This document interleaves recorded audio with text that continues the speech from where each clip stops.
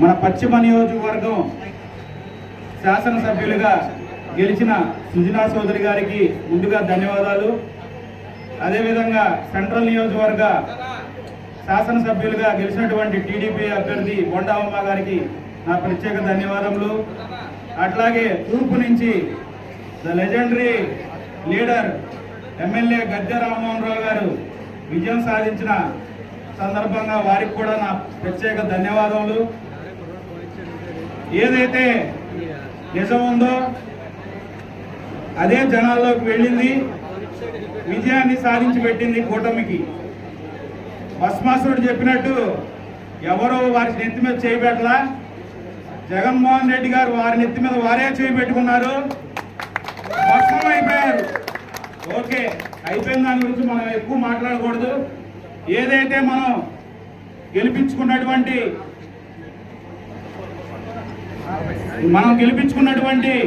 నాయకులు ఎవరైతే ఉన్నారో, నారా చంద్రబాబు నాయుడు గారు అయితే కానీ, రాష్ట్ర అధ్యక్షులు టీడీపీ వారి కుమారులు నారా లోకేష్ గారు అయితే మంగళగిరిలో గెలవడం ముఖ్యంగా మన స్వర్ణకారులకే అదృష్టమైన కార్యక్రమం.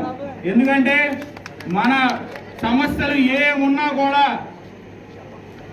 ఎమ్మటే మనం వెళ్ళి పరిష్కరించే దిశగా మనకు అందుబాటులో ఉన్న వ్యక్తి.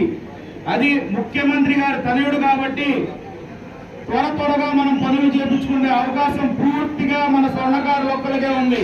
అదొకటి గుర్తుపెట్టుకోండి. మన స్వర్ణకారు సంఘాలు ఎన్ని ఉన్నా అవన్నీ పక్కన పెట్టి అందరూ ఐక్యంగా వారి దగ్గరికి వెళ్ళి ఎటువంటి మనకు పనులు ఉన్నాయో అవి చేపించుకుంటే కార్యక్రమం మొదలుపెట్టండి. ఎందుకంటే విమర్శలు మనకొద్దు, పని ముఖ్యం. అలాగే జనసేన అధ్యక్షులు పవన్ కళ్యాణ్ గారు 100% గెలవడం అంటే మామూలు విషయం కాదు. పిఠాపురం నుంచి అత్యధిక మెజారిటీతో గెలిచిన జనసేన అధ్యక్షులు పవన్ కళ్యాణ్ గారికి నా బీసీ సంక్షేమ సంఘం తరపు నుంచి ప్రత్యేక ధన్యవాదములు, శుభాకాంక్షలు. అలాగే బీజేపీ రాష్ట్ర అధ్యక్షురాలు పురంధేశ్వరి గారికి కూడా మా ప్రత్యేక ధన్యవాదములు.